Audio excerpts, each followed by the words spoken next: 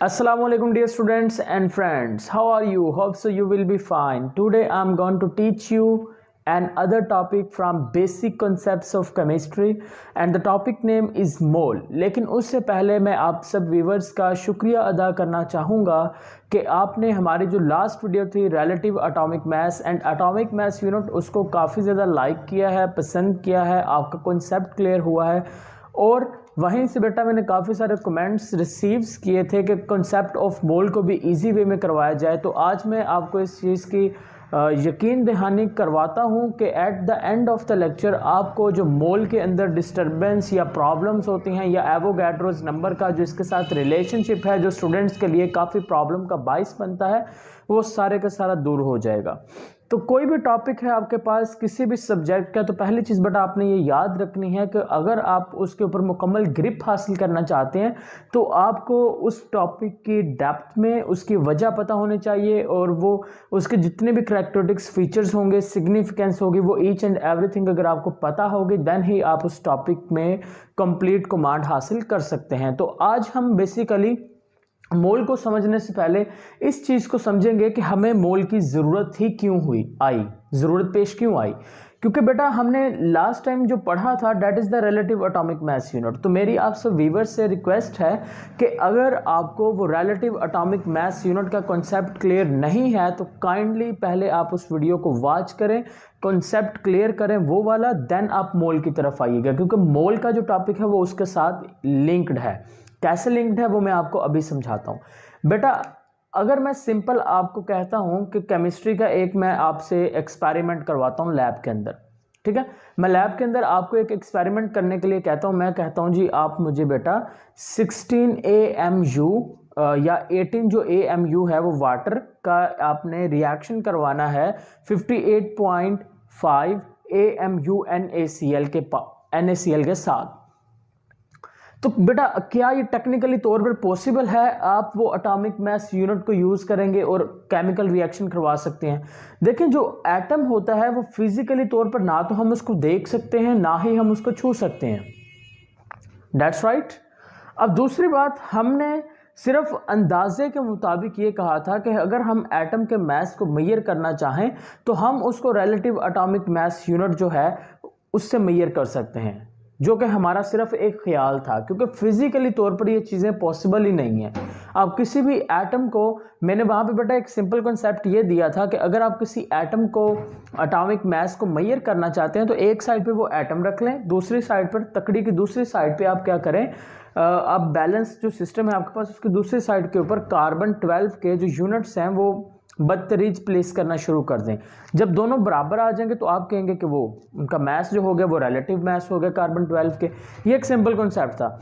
लेकिन अब क्या ये टेक्निकली तौर पर पॉसिबल है? आप एक बैलेंस सिस्टम बनाएं, उसमें एक साइड पर एटम रखें, दूसरी साइड पर कार्बन 12 के 12 टुकड़े करें और देन हर एक टुकड़े को बारी बारी प्लेस करते जाएं। खुद बताएं मुझे ये फिजिकली तौर पर पॉसिबल है? It's not possible. इसी तरह से अगर हमें केमिस्ट्री में एक्सपेरिमेंटेशन करनी है या लैब वर्क करना है तो उसमें हमें बेटा यहाँ पे AMU जो है रिलेटिव एटॉमिक मास यूनिट है उसको यूज़ नहीं कर सकते। इसी वजह से बेटा हमने नेक्स्ट जो यूनिट एक मेजरमेंट के लिए, ठीक है, केमिस्ट्री में हमने मेजरमेंट्स के लिए एक और यूनिट निकाला और उस यूनिट का नेम क्या है? डेट इज अ मोल। सो मोल क्या है? मोल एक यूनिट है मेजरमेंट का केमिस्ट्री में केमिकल्स को मेजर करने का। इस डेट क्लियर? यहां तक बात समझ में आई कि हमें मोल की जरूरत क्यों पड़ी। अब दूसरी बात, मोल होता क्या है, एवोगैड्रोस नंबर के साथ इसका रिलेशन क्या होता है। एवोगैड्रोस नंबर के ऊपर एक अलग से वीडियो बनेगा लेकिन रिलेशन लास्ट में बताऊंगा मैं आपको। बेटा डेफिनेशन बाद में देखिएगा, पहले मैं आपको सिंपल कॉन्सेप्ट समझाता हूँ मोल किस तरह से रिलेटिव एटॉमिक मास के साथ जुड़ा हुआ है, ठीक है, और किस तरह से डिफरेंट भी है। अब बेटा अगर मैं सिंपल आपको कहता हूँ कि आप मुझे बताएं कि एक जो हाइड्रोजन है, अगर मैं आपको सिंपल कहता हूँ कि मुझे बेटा आप बताएं जो हाइड्रोजन है, हाइड्रोजन का रिलेटिव एटॉमिक मास कितना है, तो बेटा आप सिंपल क्या कहेंगे? आप कहेंगे कि आपने रिलेटिव एटॉमिक मास की बात किया तो हाइड्रोजन का होता है 1.008। आगे क्या मुझे बता देंगे यूनिट? AMU, मुझे ये यूनिट बता देंगे। अब बेटा मुझे अगर मैं आपको कहता हूं कि मुझे बताएं जो कार्बन है, कार्बन जो है उसका रिलेटिव एटॉमिक मास कितने, आप मुझे क्या कहेंगे, आप मुझे सिंपली कह देंगे कार्बन का जो रिलेटिव एटॉमिक मास है वो है 12 AMU। Is that clear? यहां तक बात समझ में आई? अब बेटा अब AMU जो है ये रिलेटिव एटॉमिक मास को शो कर रहा है। अब हमने मोल की तरफ किस तरह से आना है। अगर मैं यही कहूं आपसे, अगर मैं कहता हूं सपोज दैट, अब मैंने आपको ये कहा कि फिजिकली तौर पर जो कार्बन ये है, कार्बन का जो मास है 12 AMU है, इसको फिजिकली तौर पर टच करना पॉसिबल ही नहीं है, जैसे मैंने स्टार्ट पे आपको कहा। लेकिन अगर बेटा मैं आपको एक सिंपल सी बात कहूं, मैं कहूं आपको कि आप लैब के अंदर जाएं, वहां पे जाके आप 12 ग्राम कार्बन डाइऑक्साइड लें और 12 ग्राम कार्बन डाइऑक्साइड का रिएक्शन करवाएं ऑक्सीजन के साथ। अब मुझे बताएं क्या 12 ग्राम वहां पे मेजर करना फिजिकली पॉसिबल है कि नहीं? ऑफ कोर्स पॉसिबल है, क्योंकि हमारे जो यूनिट्स चल रहे हैं वो ग्राम चल रहे हैं ना। ग्राम के अंदर हम मेजरमेंट्स कर सकते हैं, किलोग्राम में हमारी मेजरमेंट्स चलती है। जैसे कि अगर आप दूध लेते हैं तो उसके अंदर किलोग्राम्स के अंदर लेते हैं, ये ग्राम्स में लेते हैं। तो फिजिकली तौर पर ये, अगर मैं ये वाली मेजरमेंट आपको कहता हूं कि ये पॉसिबल होगी, लेकिन ये वाली जो मेजरमेंट है ये पॉसिबल नहीं है, ठीक है। अब मोल क्या होता है बेटा? कार्बन का जो मास है वो है 12 AMU। कार्बन का जो एटॉमिक मास होता है दैट इज द 12 AMU। अगर हम उसके एटॉमिक मास के साथ ग्राम लगा दें, अगर हम उसके एटॉमिक मास को AMU की बजाय उसके साथ ग्राम लगा देंगे तो वो उस वक्त बेटा रिलेटिव एटॉमिक मास के बजाय वो किसके इक्वल आ जाएगा? That will be equal to 1 mole. 1 mole होता क्या है? आपने कहना है कि किसी भी एटम का जो एटॉमिक मास होता है, हाइड्रोजन का जो एटॉमिक मास है वो है 1.008 AMU। हमने सिंपल किया क्या? हमने इसका एटॉमिक मास लिया, हर उस एटम के एटॉमिक मास के साथ AMU लगाने के बजाय हमने क्या लगा दिया? हमने कहा कि हमने उसके साथ ग्राम लगा दिया। जब हम ग्राम लगा देंगे तो बेटा वो क्या बन जाएगा? वो बन जाएगा 1 मोल। अब प्रॉब्लम ये होती है कि बेटा जो 1 मोल है, क्या 1 मोल के अंदर हर एटम में एक ही तरह के ग्राम्स पाए जाते हैं या डिफरेंट ग्राम्स पाए जाते हैं? तो इसका बहुत सिंपल सा सोल्यूशन है। अब हम चलते हैं जरा ऑक्सीजन की जानिब। सोल्यूशन क्या है बेटा? अगर मैं ऑक्सीजन की बात कर लेता हूं, ऑक्सीजन का जो मास होता है वो कितना होता है? 16। रिलेटिव एटॉमिक मास क्या होगा? 16 AMU। हमारी जो बात हुई है वो इस बात पे वो ये थी कि अगर हम इसका जो रिलेटिव एटॉमिक मास है जैसा कि 16, उसको एक्सप्रेस करना है ग्राम्स के अंदर, वो किसके इक्वल आ जाएगा? 1 मोल के इक्वल आ जाएगा। तो इसका मतलब ये हुआ कि बेटा अगर मैं आपको कहता हूं कि आपने 1 मोल ऑक्सीजन का लेना है तो आपने उसी तो फौरी तौर पर सोचना शुरू कर देना है कि ऑक्सीजन का एटॉमिक मास कितना है। आपके जहन में आएगा 16। फिर आपने सोच लेना है, अगर मैं आपको सिंपली तौर पे कहता हूं कि लैब में जाएं, लैब में आप 1 ग्राम आप क्या करें, आप वहां पे जाएं, वहां पे जाके आप 1 मोल ऑक्सीजन लें। अब आप सोचेंगे अभी 1 मोल ऑक्सीजन में कितना आएगा? फिर आपने सोचना है कि ऑक्सीजन का जो मास होता है, जो एटॉमिक मास है वो तो 16 है। और मैंने आपको गाइड ये किया था कि जो मोल होता है, मोल यही चीज है कि आपने एटॉमिक मास यूनिट के साथ AMU लगाने के बजाय सिर्फ ग्राम लगा देना, वो 1 मोल के इक्वल आ जाएगा उसके। Is that clear? अब ये हो गया एक छोटा कॉन्सेप्ट। अब हम थोड़ी सी चीज ऐड करते हैं। थोड़ी सी चीज ऐड करने का मतलब ये है कि बेटा मैंने यहां पर 1 ग्राम मोल भी लिखा है। अब इसका मतलब क्या होता है बेटा? सिंपल सी बात है। अगर मैं यहां पर देखें, मैंने कार्बन की बात की, मैंने कहा कार्बन का जो मास है वो है 12 AMU। इसका मतलब ये हुआ कि जब मैंने उसके रिलेटिव एटॉमिक मास को AMU की बजाय ग्राम में रिप्रेजेंट किया तो वो किसके इक्वल आ गया? 1 मोल के। अब ये जो 1 मोल होगा, इसी 1 मोल को हम 1 ग्राम मोल भी कह सकते हैं, या फिर क्योंकि कार्बन है तो मैं ये भी कह सकता हूं कि 1 gram carbon. Is that clear?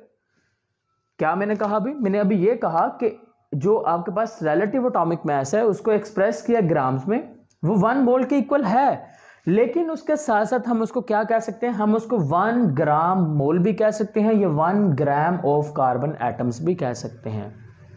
और याद रखना 1 ग्राम ऑफ कार्बन एटम जहां पे आ गया, आपने समझे 1 ग्राम ऑफ कार्बन एटम, आपने समझ जाना है कि वहां पर 1 ग्राम का मतलब किसके इक्वल है, 1 मोल के इक्वल है। अगर 1 मोल के इक्वल है तो इसका मतलब है कि वो जो 1 मोल होगा उसका जो एटॉमिक जो मैस होगा, उसका एटम का जो एटॉमिक मैस होगा वो उसका रिलेटिव एटॉमिक मैस के इक्वल ही आएगा। लेकिन यूनिट चेंज कर देना, AMU की बजाय आपने 12 ग्राम लगा देना। तो फिजिकली हम यहां पर इस नतीजे पे पहुंचे हैं कि अगर हम यहां पर 12 ग्राम के बारे में बात करते हैं या 16 ग्राम की बात करते हैं तो वो हमारे पास फिजिकली पॉसिबल होगा, दूसरी चीज फिजिकली पॉसिबल नहीं होगी। तो यहां पर बेटा सिंपल सी एग्जांपल्स आ गई। हमने कहा कि एटॉमिक मैस का मतलब एक एटम का मैस, जैसे कि हाइड्रोजन। तो यहां पे मैं लिख लेता हूं एग्जांपल्स में। एग्जांपल्स बेटा एहतियात से लिखनी है। आपने कैसे एहतियात से लिखनी है, अगर मैं यहां पर सिंपल लिखूं, मैं कहता हूं जी 1 mole of hydrogen, 1 mole of hydrogen. अब देखें, मुझे मास बताएं जरा कितना होगा, इज इक्वल टू 1.008, लेकिन साथ में क्या लगा दूंगा, ग्राम लगा दूंगा। ठीक है, अब हम चलते हैं जरा नेक्स्ट। अगर मैं कहता हूं जी 1 मोल, या फिर जैसे मैंने कहा था कि 1 मोल को हम किसके इक्वल कह सकते हैं, 1 ग्राम। इस बार मैं किसका जिक्र करने वाला हूं, कार्बन का। तो मैं कहूंगा 1 ग्राम ऑफ 1 ग्राम ऑफ किस चीज का लेना है, कार्बन। तो कार्बन एटॉमिक फॉर्म है तो हम कहेंगे 1 ग्राम ऑफ कार्बन एटम किसके इक्वल आ गया बेटा, वो इक्वल आ गया आपके पास 12.0 ग्राम के। या फिर इसी को हम क्या कह सकते हैं, इसी को हम 1 मोल का नाम भी दे सकते हैं।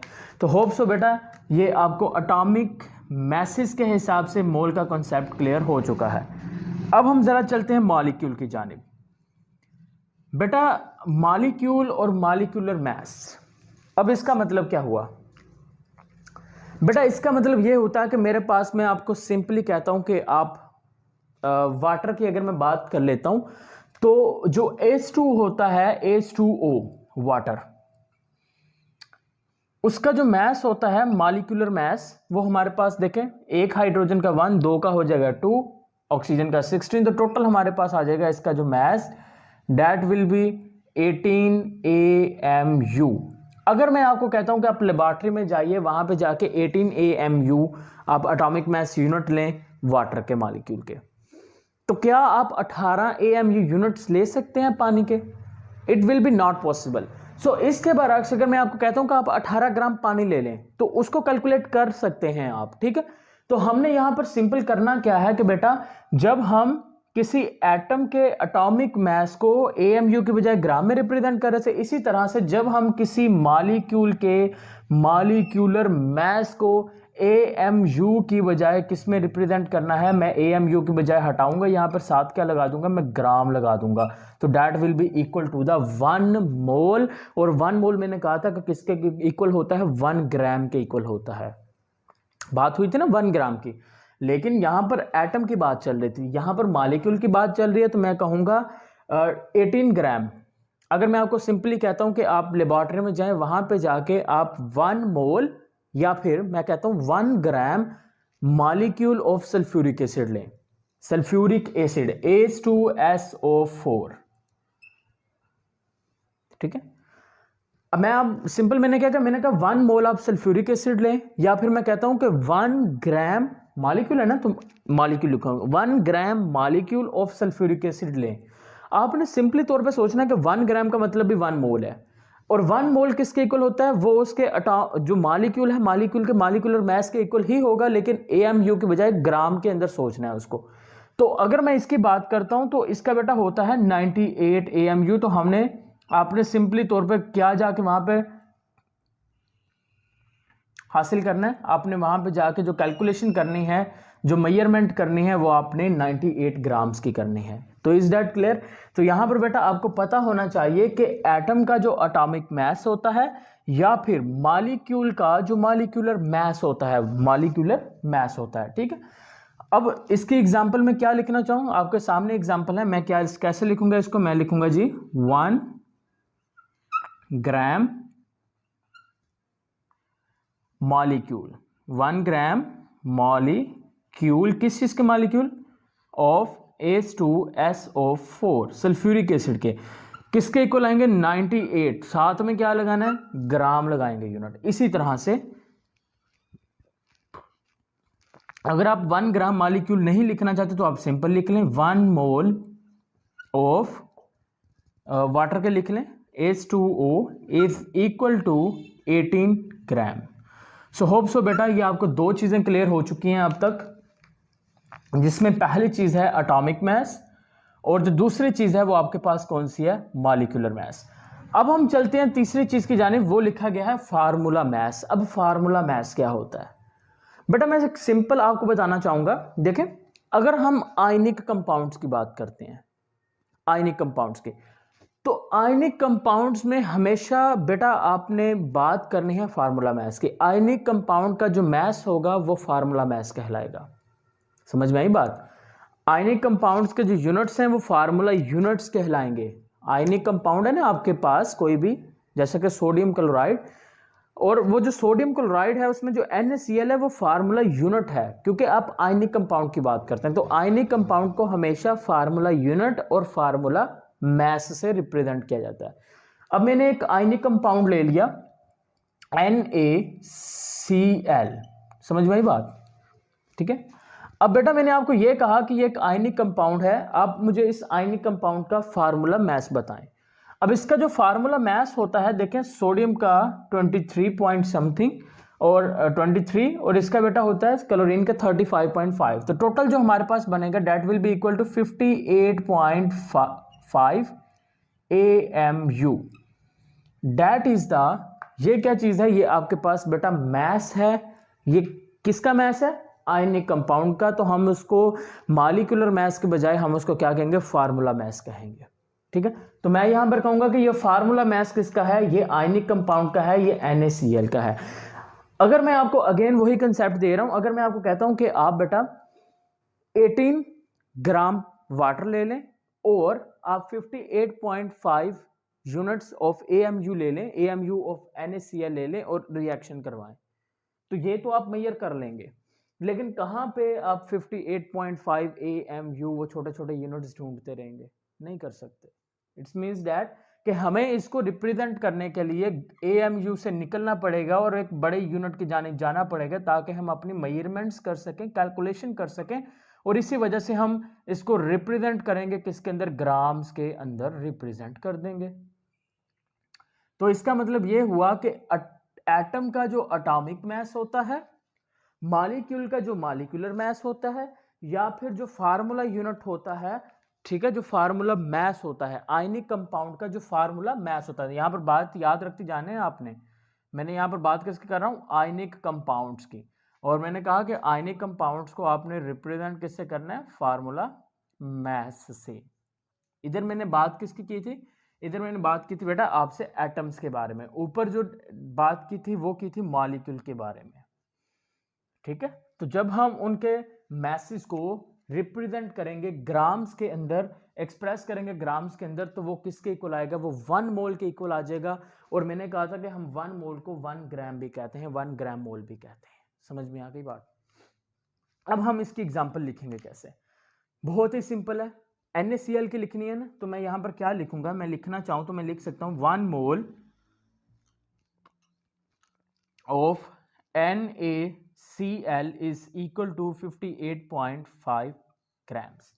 या फिर मैं ये कहना चाहूंगा, मैं लिख सकता हूं कि 1 ग्राम आयनिक कंपाउंड है, तो क्या लिखूंगा? Formula mass. 1 gram formula mass of NaCl is equal to 58.5 grams. So hope so बेटा यहां तक क्लियर हुआ आपको, बात समझ में आ गई? अब हम चलते हैं, एग्जांपल्स काफी सारी हैं। Na2CO3 सोडियम कार्बोनेट की कर लें, आयनिक कंपाउंड है। ठीक है, बहुत सारी एग्जांपल हैं इसकी, लेकिन हम जरा कॉन्सेप्ट को प्रोसीड करते हैं मजीद आगे। नेक्स्ट बेटा लिखा गया है यहां पर आयनिक मास की। अब आयनिक मास का मतलब क्या है बेटा? अगर मैं सिंपल आपको आयनिक कंपाउंड्स की बात कर लेता हूं, तो हमें पता है कि जो आयनिक कंपाउंड्स होते हैं वो बेसिकली मिलके बनते होते हैं आयंस से, और जो आयंस होते हैं उन आयंस का जो मैस होता है उसको हम क्या नाम दे देंगे, उसको हम आयनिक मैस का नाम दे देंगे। फॉर एग्जांपल मैं समझाता हूं आपको। बेटा अगर मैं वाटर की बात कर लेता हूं तो वाटर के अंदर ना दो तरह के आयंस होते हैं, पॉजिटिव और नेगेटिव आयन। जो नेगेटिव आयन होता है वो होता है आपके पास हाइड्रोक्सल आयन OH-। अगर हम इसकी बात करते हैं तो बेटा ऑक्सीजन 16, हाइड्रोजन 1, तो ये आपके पास क्या आ गया 17। इसका जो मैस होगा वो आपके पास AMU होगा। लेकिन अगर आपको बेटा फिजिकली लेना है, टच करना चाहते हैं, तो आपको 17 AMU की बजाय क्या लेना चाहिए, आपको 17 ग्राम लेना चाहिए। तो इसका मतलब ये हुआ कि बेटा जब हम क्या करेंगे, जब हम किसी आयनिक कंपाउंड का जो मैस होगा उसको हम रिप्रेजेंट करेंगे किसके अंदर, ग्राम्स के अंदर। एटम के एटॉमिक मैस को, मॉलिक्यूल के मॉलिक्यूलर मैस को, आयनिक कंपाउंड के फार्मूला मैस को, या फिर जो आपके पास आयनिक मैस होगा ऑफ सब्सटेंस, किसी भी सब्सटेंस का जो आयनिक मैस होता है उसको बेटा आप रिप्रेजेंट करते हैं किसके अंदर, ग्राम्स के अंदर। That will be equal to 1 mole के इक्वल आ जाएगा। एग्जाम्पल अगर लिखना चाहें तो मजीद अगेन लिख लें कि 1 mole of OH negative is equal to 17 grams. या फिर हम लिखना चाहें तो लिख सकते हैं 1 ग्राम आयनिक मैस, ठीक है, 1 gram ionic mass of OH negative is equal to the 17 gram. तो बात वहीं पे आ जाएगी। एक जनरल एग्जांपल और ले लेता हूं बेटा आपके पास। अगर हम बात कर लेते हैं SO4-2 की, सल्फेट आयंस की, इसका जो मैस होता है वो होता है बेटा 96 AMU। तो आपको अगर कहा जाए कि आप बेटा 1 मोल सल्फेट के आयन लें, 1 मोल, तो आपने सोचना है कि भी मोल में कितने हो सकते हैं। फिर आपने उसी वक्त अंदाज़ा लगाना है कि जो सल्फेट है, सल्फेट का जो मैस है, रिलेटिव मैस, वो कितना है, वो तो 96 बनता है, क्योंकि सल्फ्यूरिक एसिड का बन रहा था 98। लेकिन अब यहाँ पर 2 हाइड्रोजन नहीं है, तो इसका मतलब है कि इसका जो मैस बनेगा वो 98 के बजाय 96 बनेगा। फिर आपने उसी वक्त सोचना है कि 96 इसका कौन सा मैस है, रिलेटिव एटॉमिक मैस है। हमने करना सिर्फ इतना सा है कि रिलेटिव एटॉमिक मैस के साथ AMU निकाल के ग्राम लगा देना। तो इससे ये भी साबित हो रहा है कि 1 मोल जो होता है वो ऐसा नहीं है कि अगर हम 1 मोल एटम्स का ले रहे हैं तो वो एक जैसा होगा, नहीं। अगर 1 मोल आप हाइड्रोजन का लेते हैं तो वो 1 ग्राम होता है, 1 मोल कार्बन का लेंगे तो वो उसके 12 ग्राम के इक्वल होगा, क्योंकि जितना उसका एटॉमिक मैस होगा, एटॉमिक मैस यूनिट होगा, उतना ही उसका क्या होगा, ग्राम्स के अंदर उसका, मोल में उसका मैस हम कैलकुलेट करेंगे। Is that clear? Hope so यहां तक बात समझ में आ गई। अब हम मोल का रिलेशनशिप देख लेते हैं एवोगैड्रोस नंबर के साथ। बेटा अगर मैं सिंपल आपको कहूं कि मेरे पास है जी, मेरे पास एक गिलास है, उस गिलास के अंदर 18 ग्राम वाटर है, और मैं कहता हूं कि मेरे पास उस गिलास में ना 18 ग्राम वाटर है। आप सब जानते हैं कि जो वाटर होता है उसके जो मॉलिक्यूल्स होते हैं वो किसके इक्वल है, H2O, उसके अंदर H2O के मॉलिक्यूल्स होते हैं। मैं आपको कहता हूं कि मेरे पास 18 ग्राम वाटर है, 18 ग्राम H2O। आपने उसी वक्त सोचना है जी 18 ग्राम H2O, इसका मतलब that will be equal to 1 mole. समझ में आई बात? फिर अगर मैं आपसे यह पूछता हूं कि आपके पास 18 ग्राम ग्लास के अंदर पानी है, या फिर मैं आपको सिंपली आके कहता हूं कि जो ग्लास है ना उसके अंदर जो वाटर है वो है 1 मोल, आप मुझे यह बताएं कि इस 1 मोल वाटर में या फिर 18 ग्राम जो वाटर है उसके अंदर आपने मुझे बताने हैं कि H2O को कितने मॉलिक्यूल्स हैं। अब ये भी कैलकुलेट करना पॉसिबल नहीं है, ऐसे ही है ना। अगर मैं आपको कहता हूं कि मेरे पास 18 ग्राम पानी है, ये 1 मोल है, जो कि दोनों इक्वल ही है एक दूसरे के, तो और मैं कहता हूं कि 18 ग्राम पानी के अंदर मुझे आप बताएं वाटर के कितने मॉलिक्यूल्स हैं। Nobody can calculates it. But जिस तरह से बेटा हम एक सिंपल सा कहते हैं कि एक जो जोड़ा होता है, एक पेयर के अंदर 2 चीजें कंसीडर्ड की जाती हैं, और हम कहते हैं जो एक दर्जन होती है वो 12 के इक्वल है। आ डजन कंटेन्स 12 सब्सटेंसेस, और एक पेयर में कितनी आती हैं, 2 आती हैं। इसी तरह से एक मोल के अंदर जब हम पार्टिकल्स की बात करते हैं या सब्सटेंसेस की बात कर लें तो बेटा वो आपके पास होगा 6.02 मल्टीप्लाई बाय 10 की पावर 23 पार्टिकल्स, 23 की इक्वल आ जाएगा। ये आपके पास क्या होंगे, ये आपके पास Na नंबर ऑफ एवोगैड्रोस हो जाएंगे और ये किसके अंदर पाए जाएंगे, 1 मोल के अंदर पाए जाएंगे। अब मैं मजीद बताता हूँ, मैंने आपको ये कहा था कि बेटा अगर मेरे पास 1 मोल हाइड्रोजन है, सही है, तो मुझे बताएं 1 मोल हाइड्रोजन में हाइड्रोजन के एटम्स कितने हैं। अब 1 मोल की बात आ गई तो आपने चुपचाप कह देना है कि 1 मोल है ना, 1 मोल के अंदर ये हाइड्रोजन के एटम्स मौजूद हैं। मैंने आपको पानी की एग्जांपल दी, मैंने कहा कि 18 ग्राम वाटर है जो कि 1 मोल के इक्वल है। अच्छा सपोज करें अगर मैं आपको कहता हूं कि मेरे पास 36 ग्राम वाटर है, मुझे बताएं उसके अंदर कितने आपके पास मोल्स होंगे और कितने पार्टिकल्स होंगे। पहले आपने ये सोचना है कि 36 ग्राम है वाटर, अगर तो 18 ग्राम होता तो 1 मोल के इक्वल होता। अब 36 ग्राम है तो कितने मोल के इक्वल होगा, 18 और 18 36, 2 मोल के इक्वल हो गया। अब 1 मोल के अंदर तो ये पार्टिकल्स हैं, 2 मोल्स में कितने पार्टिकल्स होंगे, हमने सिंपल उसको मल्टीप्लाई कर देना। जैसा कि एक जो आपके पास एप्पल है अगर उसकी कीमत 10 रुपए है तो 2 एप्पल्स की कीमत क्या होगी, आपने 2 को 10 से मल्टीप्लाई करना है। इसी तरह से अगर 1 मोल के अंदर इतने पार्टिकल्स पाए जाते हैं तो 2 मोल्स होंगे उसके अंदर कितने पार्टिकल्स हैं, आपने सिंपली इसको 2 से मल्टीप्लाई कर देना है, आपके पास जो पार्टिकल्स होंगे वो निकल आएंगे। इसी तरह से अगर मैं आपको बेटा NaCl दे देता हूं या सोडियम कार्बोनेट दे देता हूं, NaCl में आपको देता हूं 1 मोल, मैं कहता हूं कि मुझे बताएं इस NaCl के 1 मोल जो है, 1 मोल आपके पास टेबल साल्ट है, सोडियम क्लोराइड। आपने मुझे यह बताना है कि इस 1 मोल के अंदर कितने NaCl के फार्मूला यूनिट है। आपने उसी वक्त कह देना है कि 1 मोल है ना, 1 मोल में ये इतने फार्मूला यूनिट है, ठीक है। लेकिन बात किसकी होनी चाहिए, 1 मोल की होनी चाहिए, कम या ज्यादा की नहीं होनी चाहिए। Is that clear. So hope so बेटा आपको ये लेक्चर, ये वीडियो, ये कंसेप्ट आपका क्लियर हो चुका है। सो होप सो बेटा अगर आपका ये क्लियर हो चुका है तो काइंडली इस वीडियो को आपने लाइक करना है और अपने फ्रेंड्स के साथ ज़्यादा से ज़्यादा शेयर करना है, ताकि जिस तरह से आपका कॉन्सेप्ट क्लियर हुआ इसी तरह से उनका कॉन्सेप्ट भी क्लियर होना चाहिए। शुक्रिया एंड अल्लाह हाफिज़ एंड स्टे कनेक्टेड।